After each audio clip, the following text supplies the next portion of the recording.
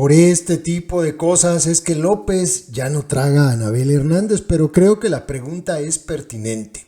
Anabel Hernández publicó en su columna que se llama Contracorriente en el medio alemán Deutsche Welle, en el que pregunta: ¿por qué AMLO y Morena simpatizan más con los narcos que con los ciudadanos que ejercen el derecho a disentir?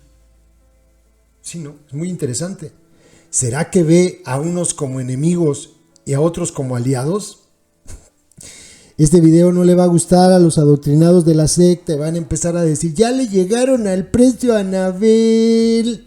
¿Por qué antes no dijiste nada? Porque así hablan y le ponen la S al final a los verbos. Dijiste nada. Esto se lo copiaron al más infame de los merolicos. Él habla así.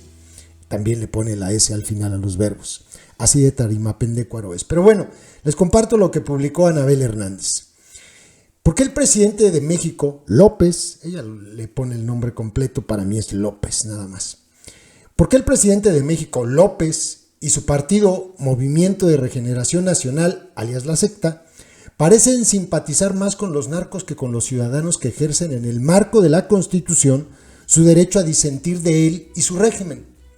¿Por qué para los narcos hay abrazos, mientras que para ciudadanos que actúan en la legalidad hay agresividad, insultos y campañas de odio desde Palacio Nacional?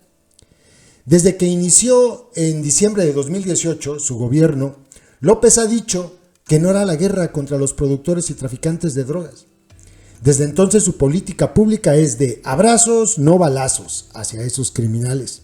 En contraste, López tiene una guerra declarada hacia académicos, artistas, escritores, líderes sociales, organizaciones no gubernamentales defensoras de derechos humanos y civiles, periodistas y ciudadanos de a pie. Sin tregua, López agrede furioso a quienes piensan de manera diversa a él, a quienes lo cuestionan o quienes en el marco de una cultura de rendición de cuentas publican información que resulte incómoda para él, su familia o su gobierno. Uno de los episodios más cruentos de la guerra de López es lo ocurrido en el marco de la manifestación llevada a cabo en la Ciudad de México y otros puntos dentro y fuera del territorio nacional el pasado domingo 13 de noviembre. Miles de ciudadanos se manifestaron pacíficamente contra la reforma electoral propuesta por López, que pretende desmantelar al Instituto Nacional Electoral y todas las instituciones electorales actuales que están en manos de ciudadanos, para sustituirlas por un monopolio que concentre la organización de todas las elecciones a nivel nacional y que esté bajo el control del gobierno y el partido hegemónico que actualmente representan López y la secta. Colérico e insidioso, desde antes de la marcha, López intentó boicotearla usando a los ciudadanos que participaran, acusando más bien a los ciudadanos que participaran de ser clasistas, racistas, hipócritas, corruptos y rateros, con el claro propósito de desalentar la asistencia e incluso el temor a represalias por parte del gobierno o de sus adeptos.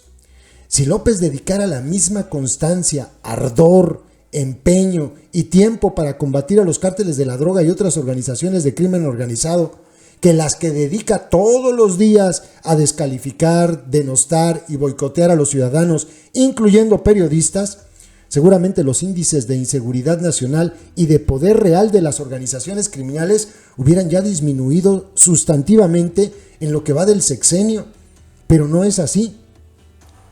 Los ataques coordinados, perpetrados por López, su partido y simpatizantes, pagados o voluntarios, demuestran claramente que para sus intereses son más peligrosos los ciudadanos que disienten del régimen que los criminales que asesinan, secuestran, extorsionan a los mexicanos, interfieren en los comicios electorales para alterar la democracia y compran partes del Estado mexicano para imponer su ley de plata o plomo.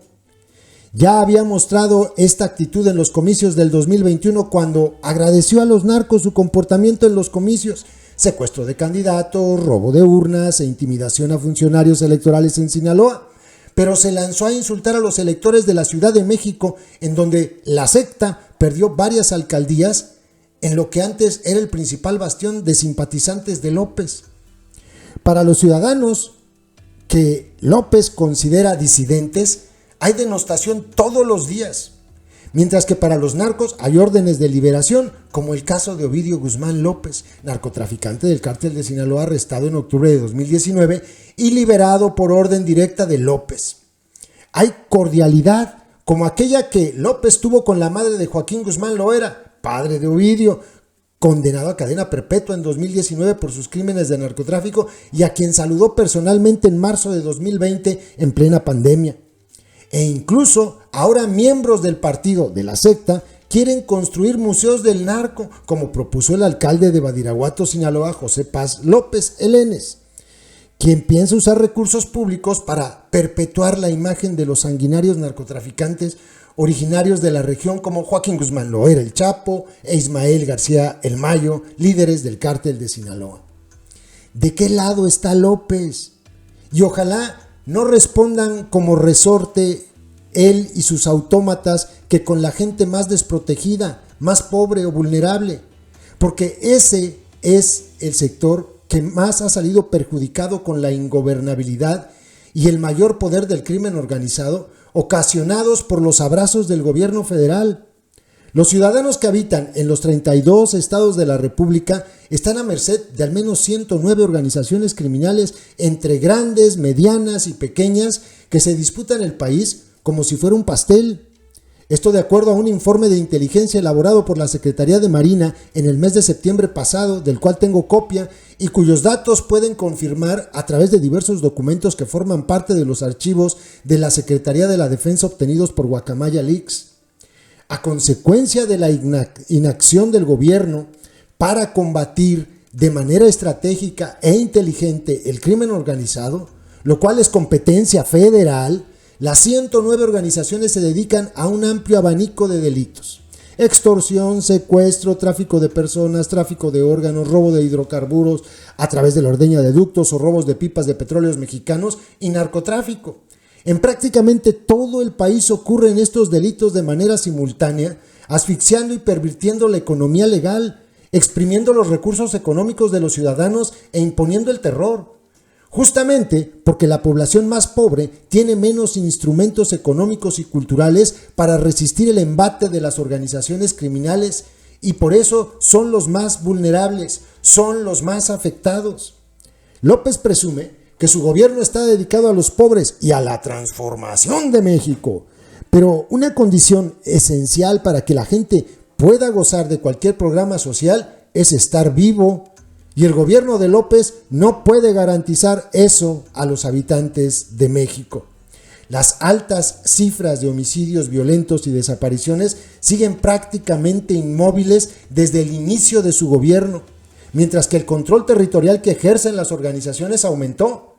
En mi próxima columna, dice Anabel Hernández, hablaré de la evolución del crimen organizado durante el mandato de López. Si cuando López habla de transformar a México, se refiere más bien a acelerar la deformación de la nación y extender la muerte, la violencia y la impunidad, ese no es el tipo de cambio que el país necesita. Esto me hace pensar, ¿cuándo ha llamado adversarios a los miembros del crimen organizado quienes son enemigos públicos de México? ¿Cuándo les ha reclamado de la muerte de casi 400,000 personas en los últimos 18 años, de los cuales más de 125,000 han sido asesinados en su gobierno? ¿Por qué parece que un ciudadano que protesta o cuestiona pacífica y legalmente es más peligroso para López que un narcotraficante armado? Durante los casi 4 años de gobierno de López, para los narcos, no solo los abrazos, amabilidades y agradecimientos ya descritos. Ahora incluso hay reconocimiento público y apología. Así quedó manifiesto en el tradicional festejo del Día de la Independencia, llevado a cabo el 15 de septiembre pasado en el Zócalo de la Ciudad de México. La verbena popular organizada y pagada con dinero público por el gobierno federal y el gobierno de Lady Rebsamen, jefa de gobierno de la capital, fue amenizada por el grupo musical Los Tigres del Norte, de lo mismo que hablábamos el día de ayer con este tema del Grupo Firme. De forma por demás simbólica, el grupo abrió su concierto con la canción Jefe de Jefes, cuya letra hace apología al narcotraficante Miguel Ángel Félix Gallardo, ex líder del cártel de Guadalajara, procedente del cártel de Sinaloa. Y así como dice AMLO, amor con amor se paga, en paralelo a las notorias deferencias del gobierno de AMLO, particularmente hacia el cártel de Sinaloa, Morena ganó con amplio margen en los comicios para elegir gobernadores, para elegir gobiernos, está mal escrito aquí, realizados en 2021 y 2022 en 10 estados, donde el cártel ejerce hegemonía: Baja California Sur, Sonora, Sinaloa, Nayarit, Colima, Michoacán, Guerrero y Oaxaca. Quizás sean estos elementos los que hagan que López y su partido vean como aliados a los narcos y no a los ciudadanos que libremente no votan por ellos ni están a favor de sus propuestas regresivas. Quizá es por la misma razón que el lunes 14 de noviembre, un día después de la demostración masiva, López Obrador dijo textualmente que sentía menos adversión hacia la corrupta ex líder sindical Elbester Gordillo que hacia José Woldenberg, ex titular del entonces llamado Instituto Federal Electoral, cuyo papel trascendental fue encabezar la organización de las primeras elecciones presidenciales realmente libres en el año 2000, en las que por primera vez en la historia perdió el PRI, que se había perpetuado 70 años en el poder, y ganó el partido opositor Acción Nacional. El domingo 13 de noviembre será el día que recordaremos como el ciudadano Woldenberg, con visible poca experiencia en el teatro político, lo cual se agradece, gritó en el emblemático monumento a la revolución, seguido por el coro de miles: no al autoritarismo, sí a la democracia. México no es propiedad de un solo hombre ni de su séquito, ya sea el presidente, el líder de un partido político o de un cártel de la droga. Las filias y las fobias de López lo alejan del entendimiento. Dice Anabel Hernández: estoy segura que la mayoría de los ciudadanos que salieron a las calles a defender al INE no marcharon contra el presidente, cuyo paso en la vida política de México es efímero en comparación a los siglos de historia de la nación. La sociedad civil, más bien, salió a reivindicar masivamente el derecho a la unidad constructiva y la libertad de buscar por sí misma su futuro por las vías democráticas y no militaristas ni autoritarias, sin que la comande un cacique o virrey. Construir una democracia plena es un fatigoso e ininterrumpido trabajo, porque en su edificación y mantenimiento participan seres humanos con defectos y virtudes. A todos los que creemos en la libertad, la legalidad y la paz, nos corresponde seguir poniendo el material para fortalecer los cimientos. Nos toca remover las piedras que estorben y la mala hierba, y ayudar a que en la igualdad y el trabajo en equipo la faena sea menos difícil. Esto es lo que escribió Anabel Hernández. Esto es del día 16 de este mes. Y sí, la verdad es que está cañón el asunto. Ahora resulta que quiere más a los trata mejor, cuando menos, ¿no?, a los delincuentes que a los ciudadanos. A los ciudadanos les dice rateros, a los ciudadanos les dice de todo. Fue capaz de decir que prefiere a Elbester Gordillo. O sea, es que es de locura. López está demente. ¿Qué tiene? ¿Qué le pasa? Es bastante, pero bastante limitadito. Imagínense, si él es limitado, imagínense a qué nivel están todos los que le aplauden absolutamente todas sus tonterías, que no son capaces de ponerle un pero, ni un pequeño señalamiento. Bueno, no lo tocan ni con el pétalo de una rosa. Imagínense a qué nivel están. Interesante, por eso ya no quiere a Anabel Hernández, por eso. Ni los pejes, porque los pejes pues les gustaba cuando señalaba y sigue señalando a los otros. Ahora ya no, ahora le dicen de todo. ¡Ya te vendiste! Y le ponen la S al final, como el infame Merolico, el más infame de todos, el escatológico personaje de las mañaneras. YouTube nos hace clasificar los videos que subimos para que puedan ser publicados. En esa clasificación nos indica que los videos relacionados con el crimen organizado no se van a mostrar en sugeridos y no enviarán notificaciones cuando sean publicados. Por eso, para poder verlos tienes que ingresar al canal y buscarlos. Todos los días subimos videos con esos contenidos. No olvides que ya abrimos un nuevo canal, Personajes México 2, ve a él dando clic en la pantalla final de este video donde dice, mensaje importante, y suscríbete.